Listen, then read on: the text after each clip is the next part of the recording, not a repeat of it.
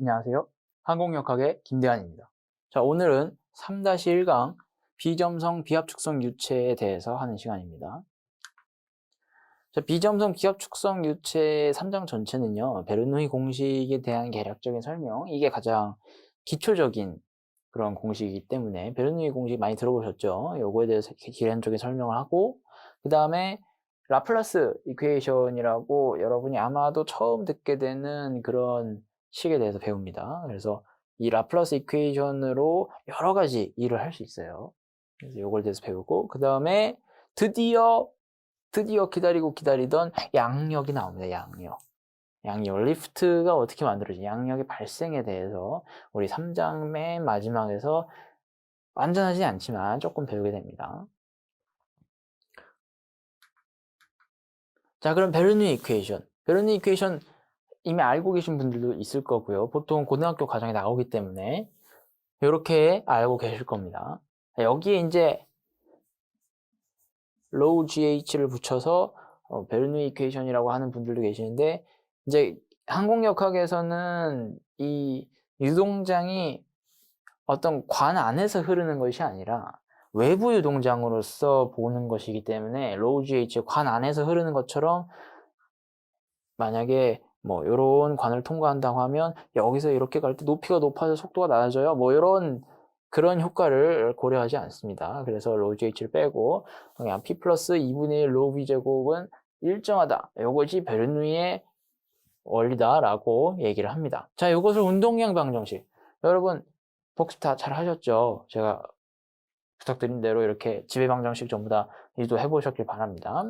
그런 운동량, 그 중에서 운동량 방정식으로부터 이 베르누이 이퀘이션을 유도해 보는 시간을 갖겠습니다. 자, 요 정도는 충분히 시험 문제로 나올 수 있어요. 운동량 방정식을 유도하세요. 그런 다음에 운동량 방정식을 바탕으로 베르누이 이퀘이션을 유도해 보시오. 아주 좋은, 내용이 완벽하지 않습니까? 뭐 그런 식으로 시험 문제 낼 수 있습니다. 자, 앞서 봤던 운동량 방정식이에요. 자, 여기 제가 말씀드렸었죠. 이 부분은 뭐라고요? 이 부분은 물질도 함수다. 물질도 함수. 그래서 물질도 함수를 시간과 속도, 요 최적 변화율로 이렇게 바꿀 수 있다. 여기서 최적력을 무시해요. 그리고 X축 방향의 성분만 톡 떼서 본다고 했습니다. X축 방향 성분만 떼서. 여기서 주의해드릴 점으로 말씀드린 거 기억나시나요? 뭐를 주의해야 되냐면, 이 부분은 벡터기 때문에 X축 방향 성분인 U만 남습니다. 하지만 뭐는 그렇지 않다.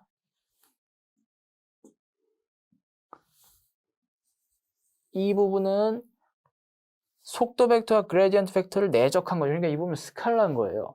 그래서 얘는 U만 남기지 않고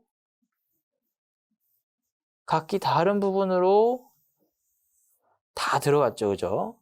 요거 잊지 마시길 바랍니다. 최적력을 무시하고 이렇게 떼버리면 여기까지 나옵니다. 이것을 정상 상태라 가정하면 시간에 대한 미부상이 없어지죠. 그리고 좌우 양변에 dx를 각각 곱합니다. 그죠? 그럼 여기까지 쉬워요. 여기까지 쉽고. 그 다음에 만약에 동일 유선상이라면, 여러분 아마 베르누이 정리를 보면서 베르누이 정리가 몇 가지 제한 조건이 있는데 그 중에 하나가 뭐야? 라고 얘기하는 것들 중에 동일 유선상에서만 성립한다라고 들으신 분들이 계실 거예요. 어떤 유동이 흘러간다면 뭐 당연히 동일 유선상이겠지 라고 여러분이 지금 생각하신 이유는, 지금까지 베르누이 방정식에 대해서 배우실 때 이와 같은 제한 조건이 있어서 그래요. 예를 들면 보통 베르누이 이퀘이션은 이렇게 그리면 좀 설명하기가 그러네요. 반대로 그려야죠. 반대로. 자, 이렇게 유동이 흘러내려올 때 여기서 뭐 V1의 속도를 갖던 물길이 이와 같이 되었다. 여기 H 뭐 2, 그리고 여기 H1, 그리고 여기서 V2로 흐른다. 이때 V2는 얼마인가? 라는 그런 문제들에서 볼 때 여기 높이 차도 있고 여기 두께 차도 있고 속도 차도 있으니까 그러면 베르누이 이퀘이션 쓰면 되겠네 라고 생각해서 문제를 푸셨을 텐데 여기서는 뭐가 문제냐면 여기 있던 유동이 전부 다 이쪽으로 오니까 당연히 동일 유선상에 있는 유동만을 다루는 거겠죠. 하지만 우리는 외부 유동을 다루는 거잖아요. 외부 유동을 다루는 것이고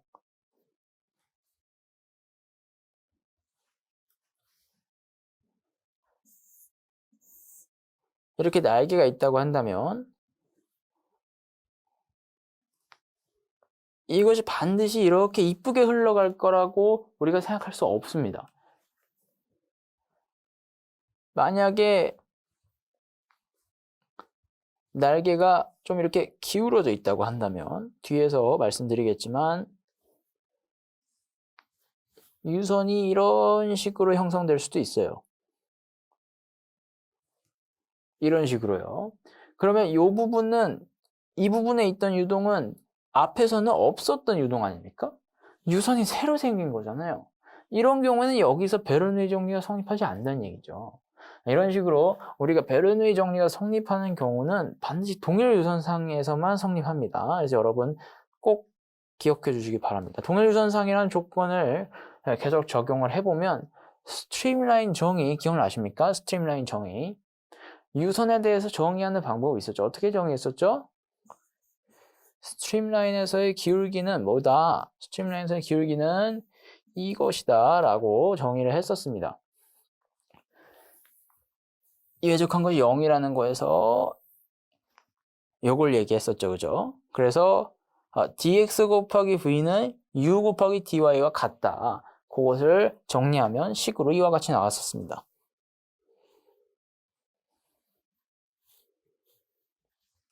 자, 근데 그것을 지금 보시면 j 벡터에 대해서 이렇게 묶은 것이 요 위에 나와 있고요. z 벡터에 대해서 묶은 것이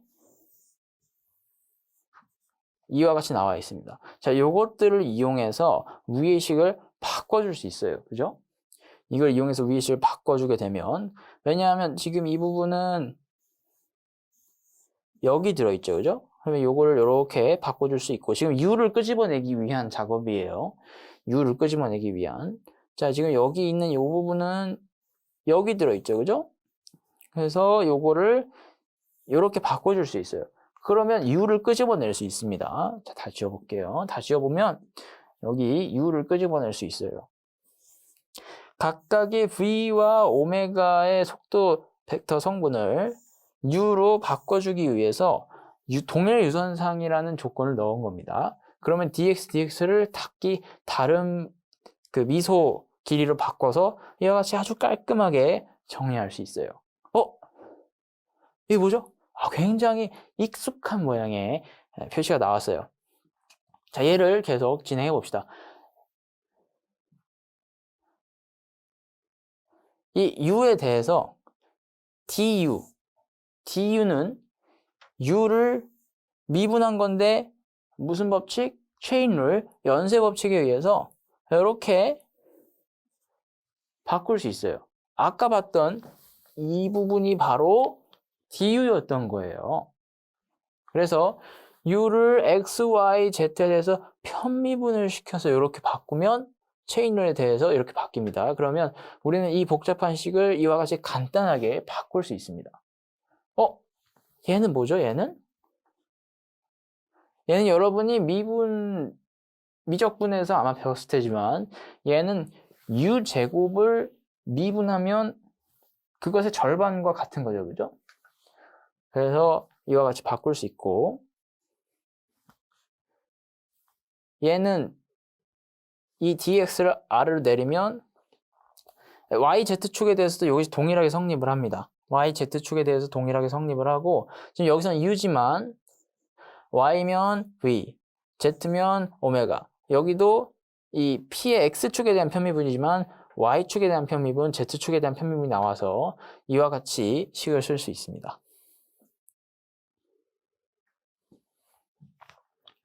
이 부분은 속도 벡터의 크기와 같죠. 그래서 전체 v 벡터의 크기와 같고 얘는 또 본 모양이에요. 어디서 봤죠? 아까 여기서 du였잖아요. 그죠? 그럼 얘는 뭐죠? 얘는 dp인 거예요. dp. 그래서 이를 정리하면 이와 같이 얻을 수 있습니다. 저것을 d를 벗겨줄 수 있도록 적분하면 뭐가 나오죠? 바로 베르누이 이퀘이션의 바로 미분형이 나오는 거죠. 그래서 이걸 적분해주면 이와 같이 이렇게 되고 이것을 이코르 컨스턴트라고 한 것이 베르누이 이퀘이션이 되겠습니다. 자, 주의해 주셔야 돼요. 항상 뭘 주의해야 되냐? along a streamline, 동일 유선상이라는 걸 영어로 표현하면 along a streamline 됩니다. 그래서 동일 유선상에서만 이것이 성립한다. 그리고 이제 여기서 그걸 보이진 않았지만 if rotational flow, 비회전류라고 한다면 그것이 전 유정에 대해 성립을 합니다. 여러분이 지금까지 보셨던 유동들은 동일 유선상의 유동이었을 거예요. 거의 다. 하지만 이제부터 보실 유동들은 동일 유선상은 아닐지언정 비회전류인 경우가 훨씬 많을 겁니다. 그래서 비회전류의 경우에는 여기서 보이진 않았지만 유동장 모든 영역에서 동일 유선상이 아니라 유동장 모든 영역에서 이 베르누이 이퀘이션이 성립한다라는 걸 우리가 알고 계셨으면 좋겠습니다. 자, 이 부분은 그냥 외워주시고 넘어가시면 됩니다. 다음은 벤츄리 튜브입니다. 이 베르누이 공식을 활용하는 여러 가지 예 중에 세 가지를 골라서 책에 소개하고 있어요. 그래서 저도 세 가지 내용에 대해서 말씀드리려고 합니다. 첫 번째 벤츄리 튜브인데 이 벤츄리 튜브는 먼저 이 벤츄리라고 하는 것이 오목해졌다가 넓어지는 그런 형상이에요. 오목해졌다가 넓어지는. 그래서 이 형상이 나중에 여러분이 이제 압축성 유체역학이나 아니면 공기역학 2 이런 식으로 좀 더 상위 과목에 가면 초음속 유동에 대해서 배울 때 이 부분이 굉장히 많이 나올 겁니다. 하지만 이제 여기서 다루는 내용은 그런 초음속 유동이 아니라 아음속 유동일 때, 음속 이하에서의 유동일 때 이 벤츄리 튜브가 어떤 역할을 하는지를 보는 거고요.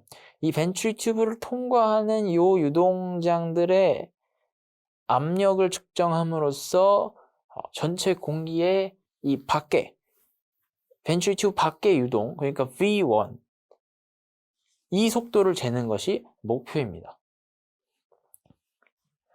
그래서 지금 여기 오목해지는 부분을 컨버징 리전, 그리고 넓어지는 리전을 다이버징 리전이라고 해서 컨버징 다이버징 노즐이라고도 하고요.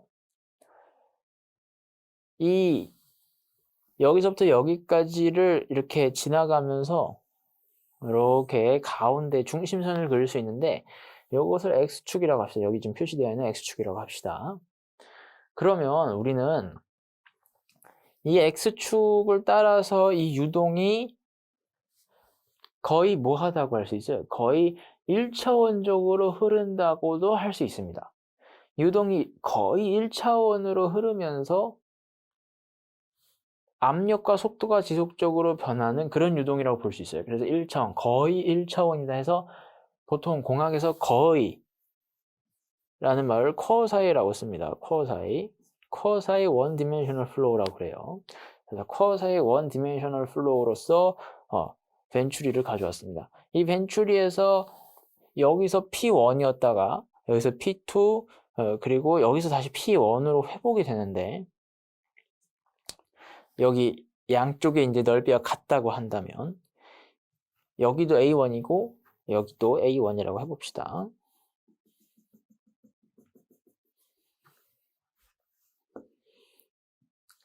그렇다면 P1에서 시작해서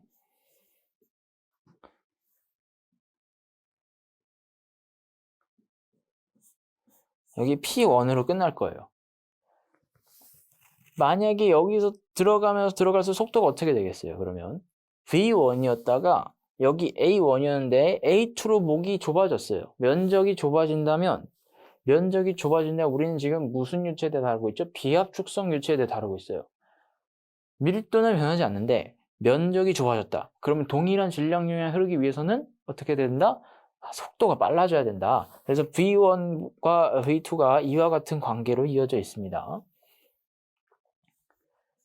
V1 곱하기 A1. 여기 이제 로우 1이 있겠죠, 원래 로우 1이 있는데, 로우 2, V2, A2였는데, 이제 로우 1과 로우 2는 같고, 그래서 V1과 V2는, V2는 A1분의 A2분의죠. A2분의 A1 곱하기 V1이 되겠습니다.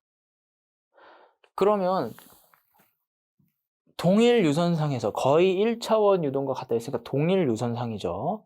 동일 유선상에서 V1에서 V2로 속도가 높아졌으니 뭐가 낮아질 수밖에 없어요? 속도가 높아졌으니 압력은 낮아질 수밖에 없어요. 그죠? 여기서 P2로 압력이 가장 낮고 다시 천천히 회복해서 P1으로 올라가게 될 겁니다. 압력 그래프를 그리면, 속도 그래프를 그리면 반대 형식이 되겠죠. 그죠?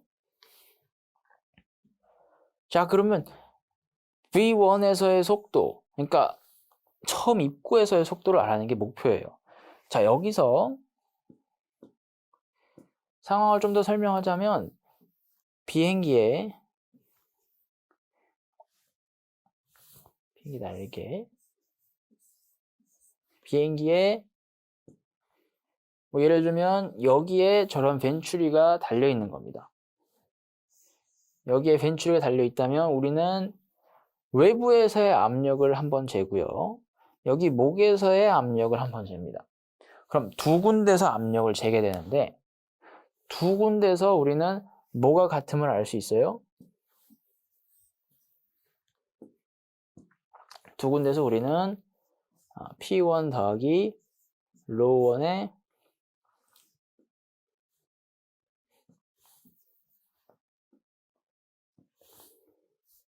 2분의 로우 1 V1 제곱이 P2 더하기 2분의 로우 2 V2의 제곱과 같음을 알고 있습니다. 베르누이 정리에 의해서. 그러면 V2는 다시 뭐라고요? V2는 A2분의 A1의 V1과 같다고 했죠. 요 두 개의 식을 연립하면 V1을 P1과 P2 그리고 A1과 A2에 대한 식으로 정리할 수 있습니다. 그것이 바로 이 식이 되고요. 이건 직접 해보세요. 해보시면 쉽게 정리하실 수 있고, 자, 여기서 이 식이 갖는 의미는 우리가 원래는 속도를 재야 된단 말이죠. 우리가 원래는 V1을 알고 싶은데 비행기가 날아가면서 스스로의 속도를 재기는 굉장히 어렵습니다.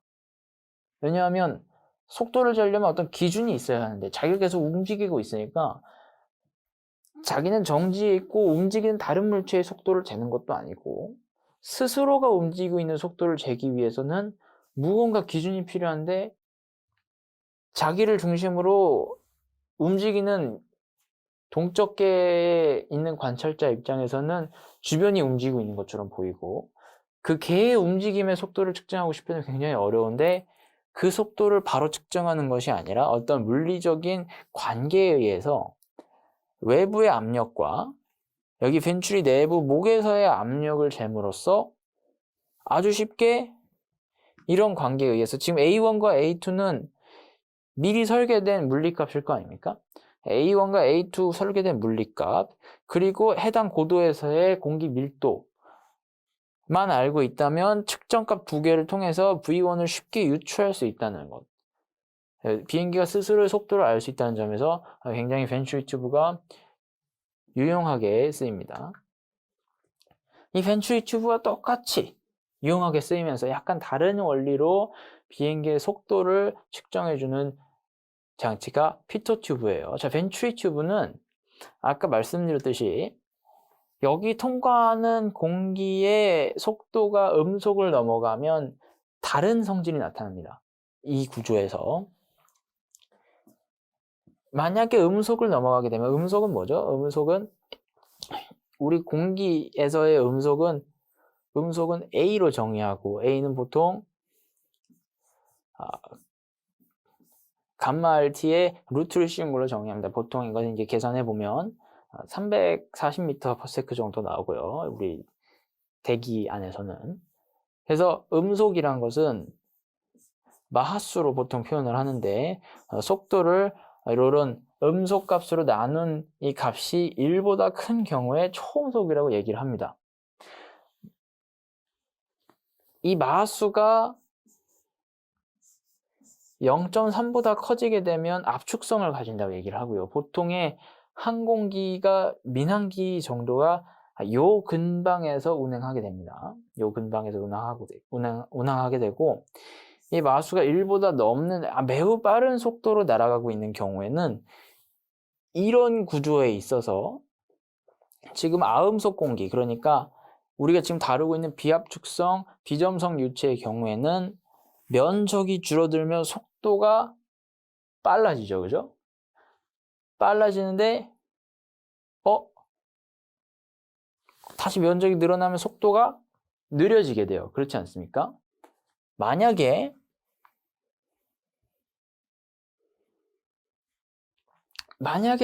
초음속 유동이었다면 우선 여기 앞에서 충격파가 한번 생깁니다. 이 앞에서 충격파가 한번 생기고요. 그러면 아음속으로 유동이 다시 넘어왔다가, 이 부분은 그냥 편하게 들으시면 됩니다. 아음속 유동이 넘어왔다가 여기서 굉장히 높은 압력을 갖고 있던 유동이 아음속 유동 조건에서 굉장히 빨라져서 노즐 목에서 음속과 같은 속도가 됩니다. 그러고 다시 면적이 넓어지면서 이번에는 초음속 유동은 면적이 넓어지면 같이 속도가 빨라져요.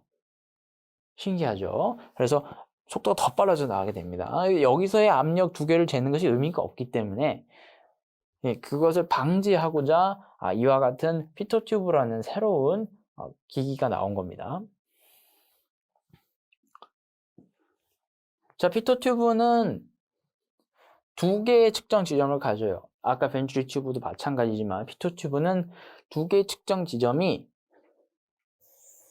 여기는 스태틱 프레셔, 이곳은 토털 프레셔를 측정하게 됩니다.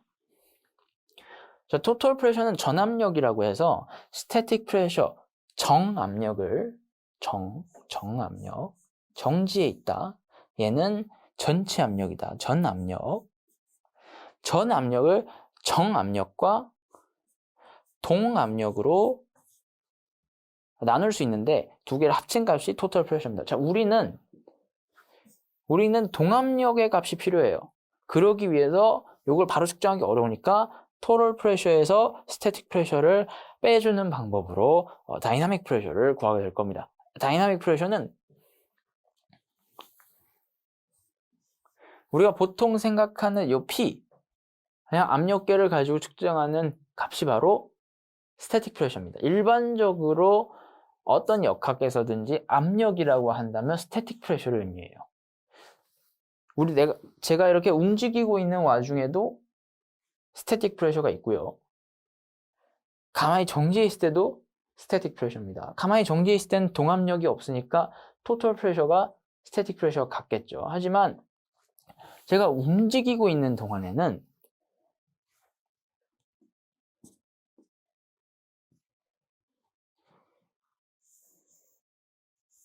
이것이 측정 부분인데, 여기서 압력이 이렇게 공기가 왔다 갔다 하면서 측정이 되는 겁니다. 압력이라는 것은 공기가 어떤 면을 이렇게 수직하게 누르는 힘이지 않습니까? 그 압력이 측정될 때 이것과 수직한 방향으로 흐르는 유동이 있을 거예요. 그 유동에 의한 충돌은 여기 측정되지 않습니다. 무슨 말인지 아시겠죠? 그래서 같은 압력 조건에서 동압력이 있는 경우에는 스태틱 프레셔가 줄어들게 됩니다. 제가 달리는 차 안에서, 달리는 차는 속도가 좀 있죠, 그죠? 달리는 차 안에서 창문을 열고 있으면 바깥에 굉장히 빠른 유동이 지나가면서 차 안에 공기가 밖으로 빠져나가는 듯한 느낌을 들 거예요. 창문을 여는 순간에는. 그런 경우에 내부에 정지해 있던 공기보다, 차와 같이 정지하면서 같이 가던 공기보다 밖의 공기가 토럴 프레셔는 1기압으로 같은데 밖에 있는 공기가 유속이 빠르기 때문에 정압력이 낮아서 밖으로 이렇게 유동이 빨려 들어가는 겁니다. 뭐 그런 식으로 생각해 주시면 되겠어요.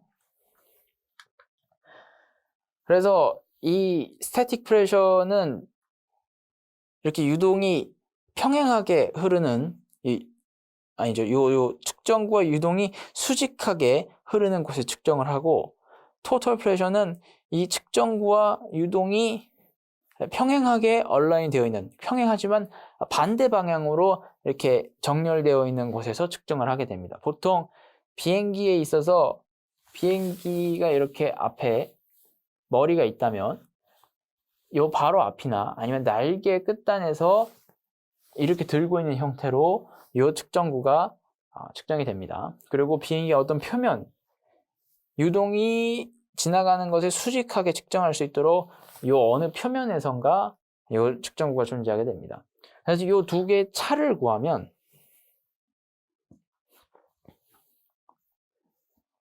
P0, 보통 제로라고 표시를 합니다. 토탈 프레셔. P0는 스태틱 프레셔, 그냥 P로 표시를 합니다. 요 P에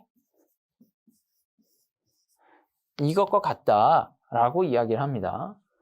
그러면 V는 뭐냐? V는 정리하면 이와 같이 바꿀 수 있습니다. 자, 여기서 이 부분을 다이나믹 프레셔로 하고요. 보통 이 부분을 Q라고 많이 표현을 합니다. Q. 이 다이나믹 프레셔 Q는 앞으로도 굉장히 많이 나올 거예요. 많이 나올 거고, 이제 V 인피니티라고 해서 자유류의 압력이다. 자유류의 속도다. 라고 이야기를 합니다.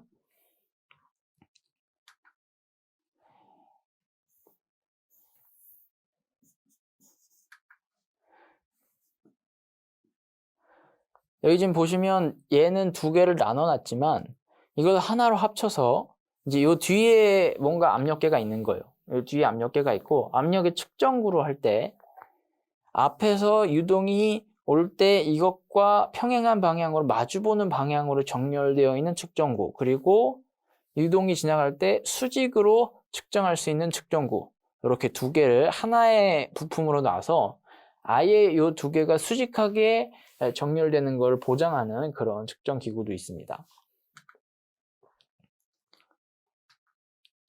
자, 그 다음은 아음속 풍동에 관한 것입니다. 아음속 풍동. 자, 이 아음속 풍동은 이렇게 공기가 계속 회전할 수 있도록, 순환할 수 있도록 하거나, 아니면 이 위에 부분을 없애고, 요 가운데서만, 여기 테스트 섹션만, 여기 앞에 팬이 달려 있거나 뭐 압력 챔버가 있어서 여기 부분만 시험할 수 있도록 여기 그냥 공기를 버리고 하는 그런 장치도 있습니다. 보통 회전형으로 하고요. 이렇게 하는 이유는 이제 풍동 안에 이물질이 들어가면 안 되기 때문에 여기 중간중간에 필터를 놔서, 그리고 요 운동 에너지도 되도록이면 손실이 없도록 하는 뭐 그런 설계를 하게 됩니다. 그래서 이렇게 그림에 보시는 것이 클로즈드 서큐 터널이고요. 요 위에 부분이 없는 것이 이제 오픈 서큐 터널입니다. 윈 터널에 대해서 여기 테스트 섹션을 설계하는 게 굉장히 중요해요. 보통 이 부분을 계속 바꿔가면서 실험을 하는데, 앞에서 했던 것과 마찬가지로 이 부분은 벤츄리와 모양이 비슷하죠. 그렇죠? 다만 벤츄리는 여기서 이렇게 됐었고, 풍동의 경우는 테스트를 위해서 이 일정한 속도가 유지되는 기간이 좀 더 깁니다. 이 구간을 조금 더 늘린 게 바로 윈 터널을 할 수 있어요. 그래서 이 부분은 여기에 어떤 시험체를 놓고, 이런 시험체를 놓고 여기 이렇게 면적을 계속 바꿔주면서 여기 이 부분에 V2를 어떤 속도로 가져갈 것인가. V2가 대신 빨라지더라도 너무 빨라져서 압축성이 나타나면 안 되니까 그걸 잘 고려해서 이렇게 설계를 하게 됩니다. 앞서 봤던 것과 마찬가지로 이렇게 설계할 수 있고요.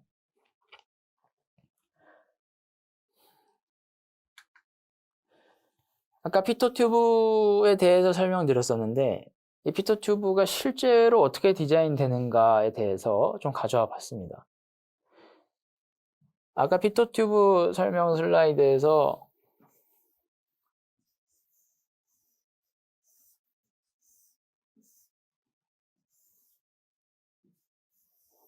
이렇게 돼 있는 게 있었죠, 그죠? 여기 이렇게. 자, 어디가 스태틱 프레셔라고 했죠? 여기가 스태틱 프레셔고 토탈 프레셔는 여기라고 했어요, 그죠? 이것을 이렇게 한 군데서만 하는 게 아니라 슉 둘러서, 원래 실제로는 이 비행기가 항상 자유류에 마주보는 방향으로 날아가는 게 아니라 비행기가 이렇게 꺾을 수도 있고 이렇게 턴을 할 수도 있고 하기 때문에 이 모든 방향에 스태틱 프레셔 탭을 뚫어서 이게 항상 같게 모든 값이 측정되는 게 아닙니다. 그래서 서로 다른 값을 받아서 방향도 알 수 있도록 그렇게 하고, 이 부분이 토탈 프레셔를 측정하는 부분이라고 했는데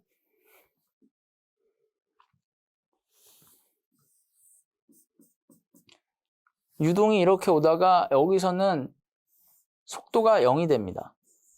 앞으로 공기역학이든 이 상해 과목이든 어디서든 유동이 흐르다가 속도가 0이 되는 지점, 물론 100% 0은 아니겠지만 0이라고 가정할 수 있을 정도로 속도가 확 느려지는 지점이 있을 겁니다. 그런 부분을 우리가 스태그네이션 포인트라고 합니다. 토탈 프레셔는 항상 스태그네이션 포인트에서만 측정할 수 있어요. 그리고 여기서부터 일정 길이가 지나면 여기서 확 속도가 0이 되었던 것이 한 번에 이렇게 그냥 다시 원래 속도로 바뀌는 것이 아니라 유동은 그런 식으로 이렇게 막 계단 형식으로 변하는 게 아니에요. 계단 형식으로 변하는 게 아니고 이론은 그렇게 되어 있을지언정 천천히 다시 회복을 해서 지금 보시면 이렇게 회복하고 있죠. 천천히 내려갔다가 확 내려갔다가 다시 회복을 해서 이와 같이 일정하게 원래 자유류의 압력 그대로, 스태틱 프레셔가 그대로 나타나는 구간이 있습니다. 그래서 그 구간에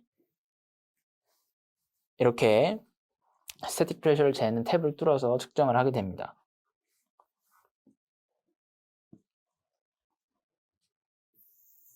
여기 압력 계수가 있죠. 자, 압력 계수에 대해서 좀 설명을 할게요.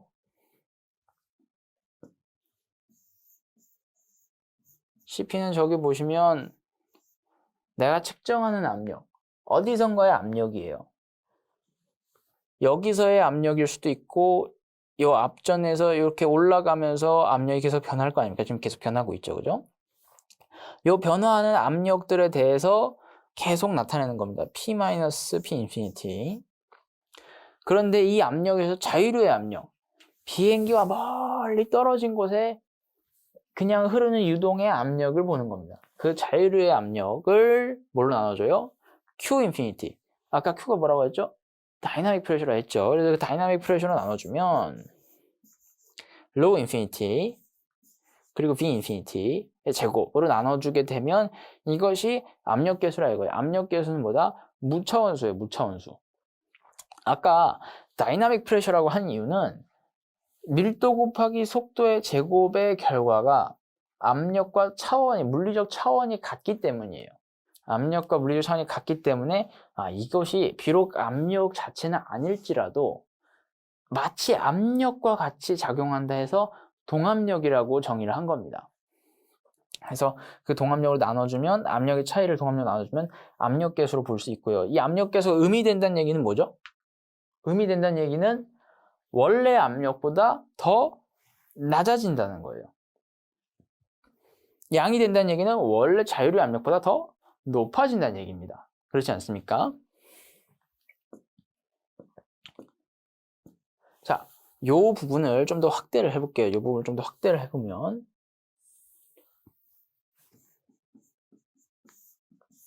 이렇게 되겠죠, 그죠?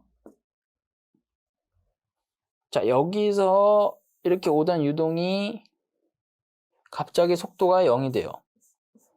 스태그네이션 포인트를 만나서. 그랬던 유동이 급격하게 지금 이 지점에서 1이란 얘기는 압력이 훨씬 높다는 얘기니까 원래 만약에 속도가 0이라면 P 인피니티에 Q 인피니티를 더한 것만큼 올라가겠죠. 그죠? 그래서 1이라고 한다면 속도가 압력 계수가 1이다 라고 하면 P가 P 인피니티 더하기 Q 인피니티니까 완전하게 토탈 프레셔와 같은 속도가 0이 되는 지점이라는 게 압력 계수가 1이라는 겁니다. CP1 그랬던 것이 급격하게 줄어서 여기 어딘가를 지나갈 때는 마이너스까지 떨어진다는 거예요. 압력이 현저히 낮아진다는 얘기죠. 압력이 현저히 낮아져서 그 말인즉슨 속도가 매우 빠르다는 겁니다. 매우. 속도가 원래 여기서 오던 자유류의 속도보다 왜 빨라졌냐? 이 아음 속에서는 어떤 유동에 있어서 장애물이 나타났을 때 이것이 전파된다고 보시면 돼요. 이 장애물의 영향이.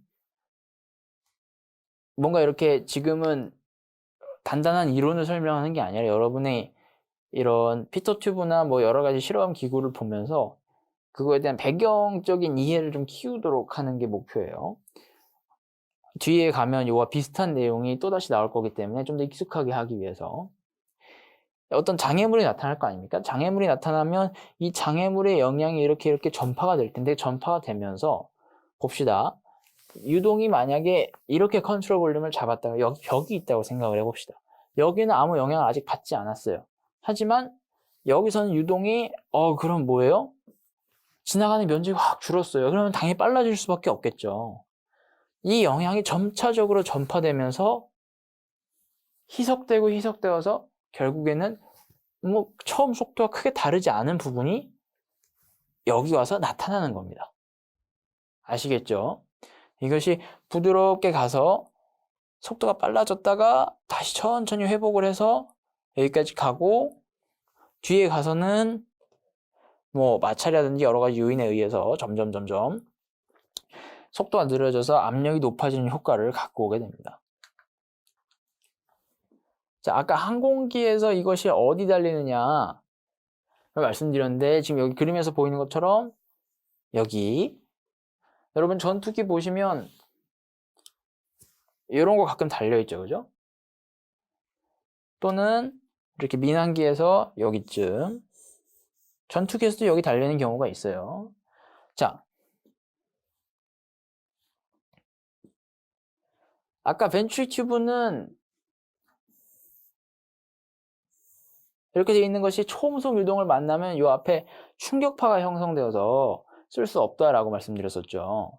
근데 피토 튜브는 뭐야? 피토 튜브도 똑같은 거 아니야? 라고 생각할 수 있어요.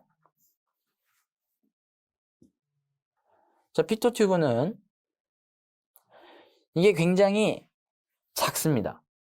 굉장히 뾰족해서 또한 어떤 구조물에 벤츄리 튜브는 구멍이기 때문에 어떤 구조물에 파묻혀 있어야 돼요. 파묻혀 있거나 이렇게 툭 튀어나오지 못합니다. 하지만 피토 튜브는 강성을 갖고 있어서 이렇게 매우 좁고 길다랗게 설계를 해서 이와 같이 구조물에서 툭 튀어나와 있습니다. 툭 튀어나와 있어서 나중에 좀 더 상위 과목에 가시면 배우겠지만 이 충격파가 생길 때 소닉붐이 이와 같이 발생합니다. 이와 같이 매우 약하게 구조물이 작으면 작을수록 아주 약하게 발생하는데 약하게 발생한 소닉붐이 어찌됐건 여기서는 뭐를 만든다? 어찌됐건 여기서는 V0를 만든다 이거죠.